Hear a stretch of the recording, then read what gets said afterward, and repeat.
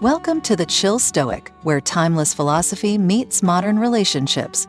If you've ever felt like you were doing everything right, the texts, the compliments, the effort, but still felt her pulling away, this episode is for you.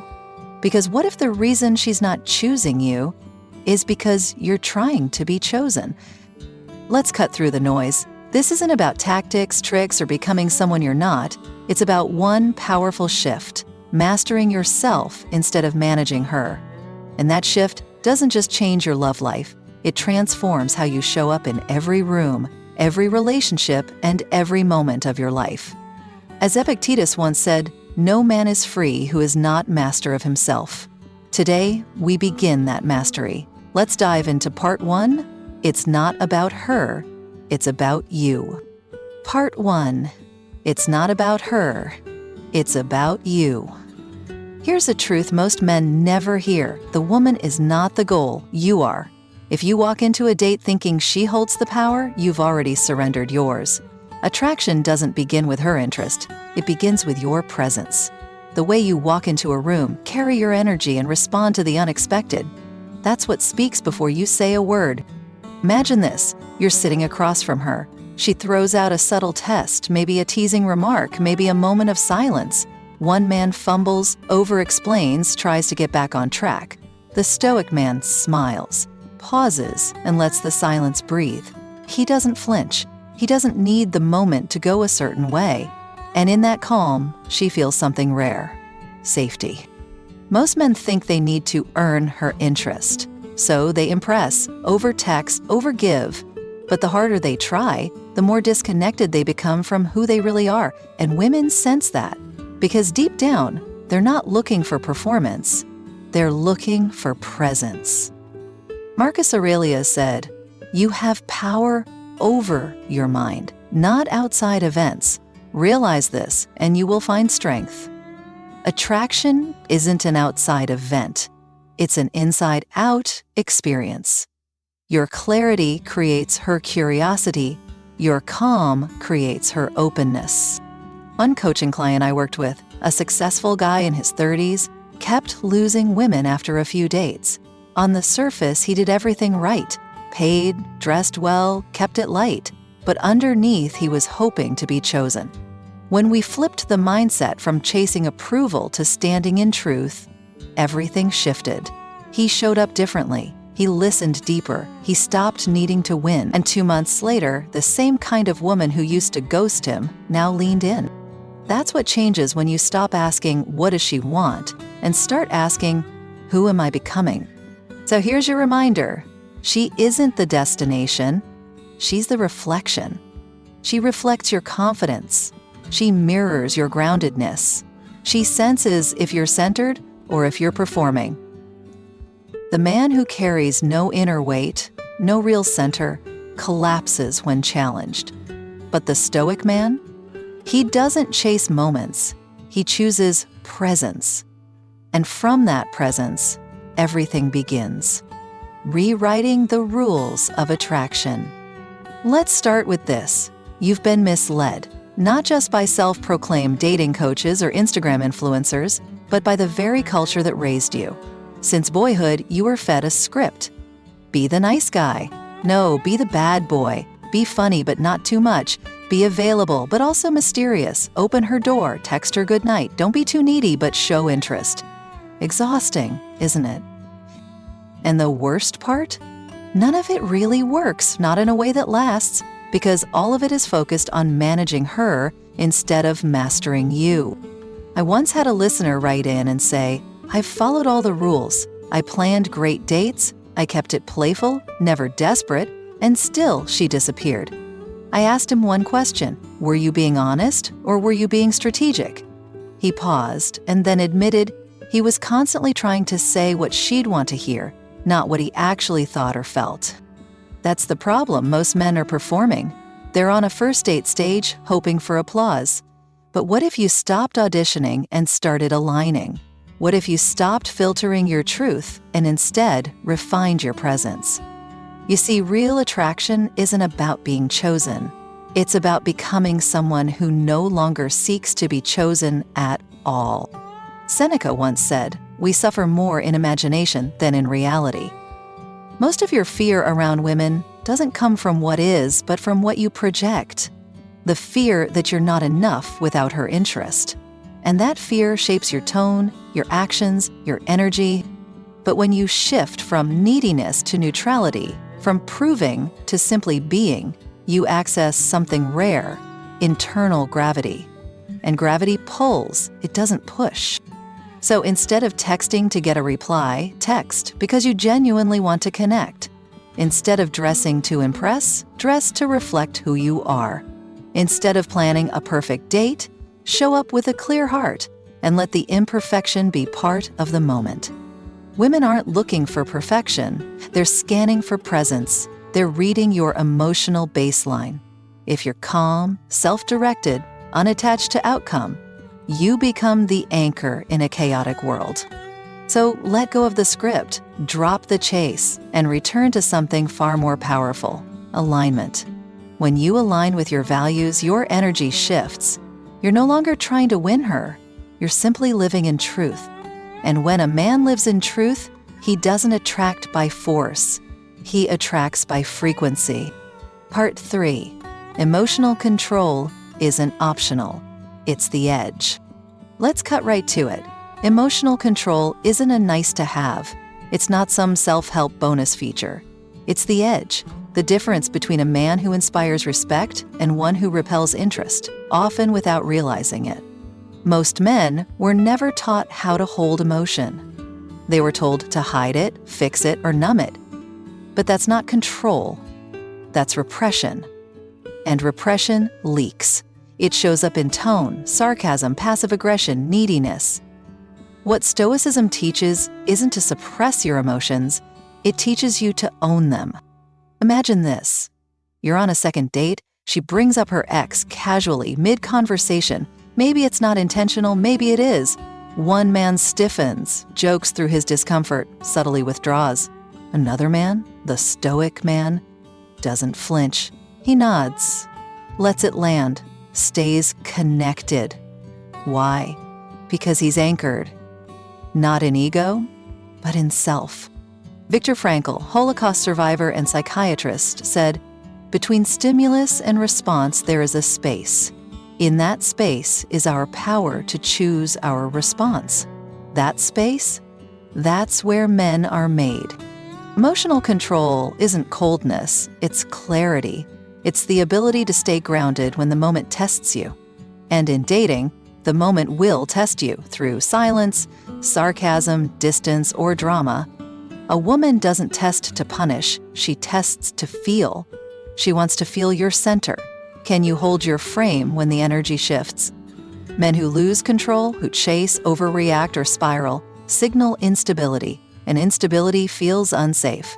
But the man who stays grounded, he becomes magnetic, because emotional safety isn't about comfort, it's about containment. So how do you cultivate that edge? Practice, not in the big dramatic moments, but in the micro moments. When she replies late, when she seems off, when you feel rejected. Breathe, pause, name the emotion, but don't become it. And here's what's wild. When you master that space between stimulus and response, women notice. Not consciously, but deeply. They feel safer, more open, more trusting. Because if you can hold yourself, you can hold space for her. Part 4. Speak less, signal more. The art of quiet power. In a world of noise, silence speaks. In a world of oversharing, stillness seduces. Most men believe they need to say more to get more, but the Stoic man knows better. Your energy speaks before your mouth opens and long after it closes. When you're sitting across from her, it's not the volume of your words that creates impact, it's the quality of your presence. Are you grounded? Are you listening? Are you comfortable in stillness? That's what she's attuned to. She doesn't need a punchline. She needs presence. Picture this. 2 men. One tells stories, laughs loud, compliments her beauty, performs. The other listens intently, pauses before speaking, names something real she shared, and says it back to her with calm. Guess which one she thinks about later. Power isn't loud. Power is calm, and calm is magnetic. Use fewer words, but make them land. Speak slowly, with gravity. Use her name, not constantly, but with weight. Don't compliment what's obvious, compliment what's true. You strike me as someone who doesn't say things lightly. That's rare. Or, there's something about the way you notice small things. It makes you stand out. And then stop talking. Let it breathe. Let the weight of what you said settle. If she shifts in her seat or smiles slightly, that's not awkwardness. That's impact. A lion doesn't roar to be respected. He holds eye contact, moves with certainty, speaks only when needed. That's quiet power. That's what she'll feel in her nervous system before she ever understands it logically. So if you want to lead, attract, and connect on a deeper level, speak less, signal more. Because in the stillness, your essence becomes unforgettable. Part 5. When she tests you. Holding frame without force. Here's a hard truth. If a woman is drawn to your strength, she'll test its depth. Not to play games, but to feel something real. And if you interpret those tests as rejection, you've already lost your frame. Testing isn't manipulation, it's verification. She's not trying to break you, she's checking if you bend. Maybe she shows up late without apology. Maybe she flirts with another man in your presence. Maybe she questions your work, your goals, your habits. You have two options: react or respond. Reacting comes from fear, the fear of losing her, the fear of judgment. Responding comes from power, the power of being grounded in who you are. Let me give you an example. A coaching client once told me about a woman he was dating who suddenly began pulling back. She stopped texting as much, became colder. It felt like she was slipping. He panicked, started sending long messages, explaining his intentions, asking if everything was okay. I told him, she doesn't need more words, she needs more weight. Instead of over-explaining, he pulled back. Not out of punishment, out of clarity. He focused on his business, his workouts, his life. A few days later, she re-engaged. Not because he chased her, but because he didn't abandon himself. Holding frame isn't about dominance, it's about direction. It means you don't let momentary shifts in her behavior dictate your emotional state. The Stoics taught this: what others do is not in your control. How you respond, that's your domain.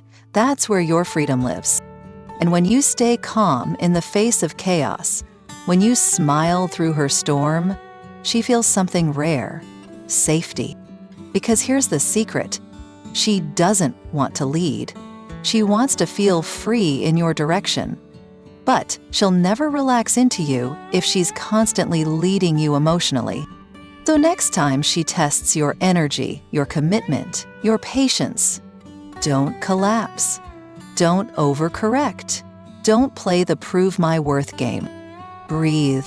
Ground yourself. Let her feel that you don't need her approval to stay solid. That's how she starts to trust you, not just as a man, but as a presence. Part 6. Stop performing, start living. Becoming whole without her validation. Most men don't realize they've been performing their entire lives. Performing in school to earn praise, performing at work to earn promotion, performing in relationships to earn love. But here's the problem. Anything you perform to get, you'll have to keep performing to keep. And performance isn't love. At the core of many men's struggles with women is this silent belief: if I show her how good I am, she'll finally see me, finally choose me, finally stay. But that belief is a trap, because once your sense of worth is outsourced to her recognition, you've handed her the remote control to your inner peace. The Stoics knew this long before dating apps and ghosting. Marcus Aurelius wrote, "Ambition means tying your well-being to what other people say or do. Sanity means tying it to your own actions. When you stop performing, you start living. You stop filtering your truth through the lens of her reaction. You stop shrinking to be more palatable. You stop pretending to be okay when you're not. And in doing so, you reclaim something sacred, your authenticity. Let's be clear, this doesn't mean becoming reckless or rude. It means being rooted. It means saying what you believe, even if it's unpopular. It means holding your standard, even when it's inconvenient. It means valuing your peace over her approval. One client of mine used to shift his whole schedule to match a woman's availability. He thought he was being accommodating, but what he was actually doing was betraying his priorities, and she felt that, not as kindness, but as neediness. When he stopped rearranging his life to be liked, something shifted. She began to respect his time, not because he demanded it, but because he embodied it. Here's the paradox. The less you seek validation, the more attractive you become. Because confidence isn't built through external praise, it's built through internal alignment. Start living from your values. Build your day around your growth, your health, your mission. Make decisions not from a place of fear, but from a place of clarity. Show up whole, not hoping she'll complete you, but knowing you were already complete before she arrived. Because the truth is, the right woman isn't looking for a performer. She's looking for a man at peace with himself, a man who doesn't need her to feel enough, but who invites her into a life that's already full. Masculine power in stillness. Why doing less creates more connection. Stillness isn't laziness, it's presence, and presence isn't passive, it's powerful. In a culture obsessed with action, most men think they need to do more to get more. More messages, more plans, more effort. But often, all that motion is just masking one thing: fear. The fear that who you are, as you are, is not enough. Here's the truth. Stillness is not what you do. It's what you are when you stop trying. When you stop managing, fixing, performing. It's the energy of a man who trusts himself, even in uncertainty. Think of the strongest men you've ever admired. Marcus Aurelius, Nelson Mandela, even your quietly confident uncle, who doesn't say much but somehow commands every room. What do they share? Not noise, not force, but gravity. Masculine stillness is the calm that settles a storm without needing to raise a voice. It's what allows a woman to lean in emotionally because she feels you won't be swayed by chaos. You won't be pulled into drama. You'll still be you. A woman might test you. She might throw emotional waves your way, not to sink you, but to see if you can hold your vessel steady. Most men capsize. The Stoic man? But one of my clients had a partner who was emotionally volatile. Quick to cry, quick to argue, quick to pull away. He used to try and solve it every time. Talk it out, fix it fast. But it only made her spiral more. When he began practicing stillness, saying less, doing less, simply holding her emotions without absorbing them, things changed. She softened, not because he said the perfect thing, but because she could finally feel him. There's a kind of magic that happens when you stop rushing to fix and start learning to feel. That's the edge of masculine stillness, and it's rare, because it requires emotional maturity, not just self-control. Seneca wrote, "Nothing is more honorable than a grateful heart." I'd add, nothing is more attractive than a man who can stay still in the presence of fire. Stillness doesn't mean doing nothing. It means doing the inner work so that your outer presence holds weight. It means letting go of anxious energy and embodying grounded clarity. When you stop needing every moment to go your way, when you stop pushing conversations, when you allow pauses, she feels something deeper. She doesn't just see your strength, she feels it. And when she feels it, she relaxes, she opens, she trusts. That's what real connection is built on. Not performance, not pressure, but presence. Art 8. Letting her go, the art of walking away without bitterness. Letting go isn't weakness, it's wisdom. Most men think holding on is strength. clinging to someone who's no longer choosing them, hoping one more message or one more date will change her mind. But real strength is this: to walk away without closing your heart, to release her without resenting her, to say thank you and move on. You don't let her go because you stopped caring. You let her go because you started caring more about your peace. There's a moment every man faces: the silence after the goodbye, the ache in your chest when the texts stop, the mind that wants to replay every word, every signal, every possible mistake. But here's the truth: it's not rejection, it's redirection.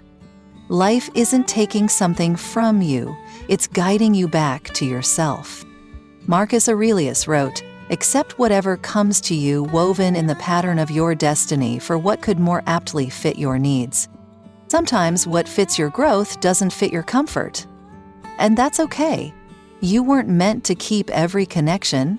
You were meant to rise from them. When you let her go with grace, without games, without bitterness, you unlock something rare: closure that doesn't depend on her. Because you've made peace with your effort, you've owned your side of the story, and you've chosen dignity over drama. Walking away doesn't mean you stop feeling. It means you stop fighting reality. It means you trust that what's meant for you won't require chasing, and what requires chasing was never meant for you. I've seen men transform after letting go, not because they found someone new, but because they found themselves. They returned to their mission. Their breath slowed, their voice deepened, their clarity came back. And from that space, they stopped needing and started attracting.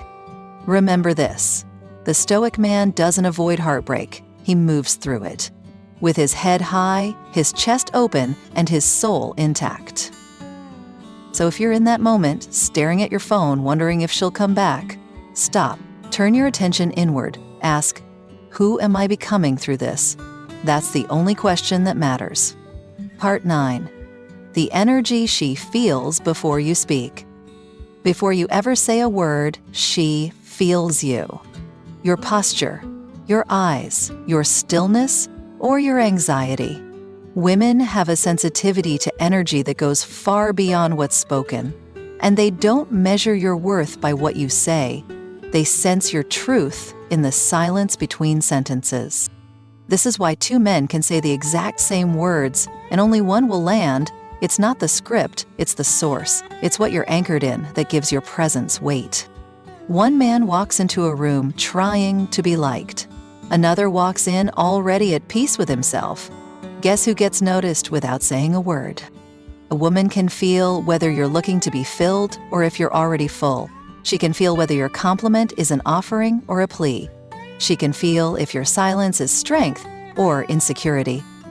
This isn't about being perfect, it's about being real, because your energy tells her what your words cannot. Are you emotionally safe? Are you clear in your intent? Do you respect yourself enough to be still in uncertainty? Here's a simple practice. Before your next date, sit in silence for 5 minutes. Breathe into your body. Let go of the outcome. Remind yourself you're not there to impress. You're there to connect. From presence, from clarity, from enoughness. Epictetus said, first say to yourself what you would be, and then do what you have to do. So before you speak, be calm, be grounded, be sovereign. Because when your energy is clean, your words don't need to be perfect. She'll feel your truth before she hears it. And that is what she'll remember. Part 10. The Stoic Path to Lasting Attraction. Principles for the long game. Attraction can start with a spark, but sustaining it, that takes something deeper. Most relationships fade because they were built on chemistry, not character, on effort, not essence. But the Stoic man plays a different game, the long one. He's not interested in short-lived sparks. He builds fire that warms for years. So how do you cultivate lasting attraction?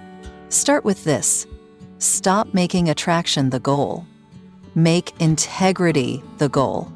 Because when you lead with your values, You create a life that's magnetic. A woman may be drawn to your charm, but she'll stay for your consistency. She may admire your ambition, but she'll trust your discipline. And more than anything, she'll feel safe when she sees that your peace doesn't depend on her mood. Marcus Aurelius said, "Waste no more time arguing what a good man should be one." This is the Stoic principle of internal leadership. You don't manage her, you lead you. Every day, in every action, whether she's watching or not. Practice reliability, speak with intention, keep your word, don't ghost when things get hard, and don't cling when things get uncertain. The man who holds both love and detachment with grace, that man becomes unforgettable. Here's another principle. Emotional stability is sexy, not because it's robotic, but because it creates freedom. When you own your triggers, your responses, your state, you give the relationship space to grow without fear. And finally, practice gratitude. Not the forced kind, but the grounded kind. Appreciate her presence, not because you need her, but because you choose her, daily, without losing yourself in the process. This is how the Stoic man loves.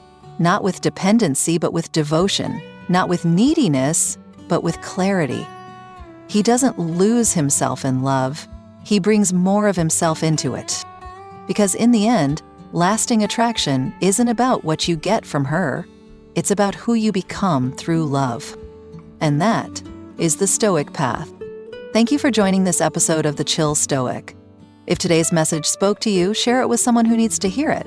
And remember, mastery isn't about never wavering. It's about returning to center again and again. Until next time, stay grounded, stay noble, and stay chill.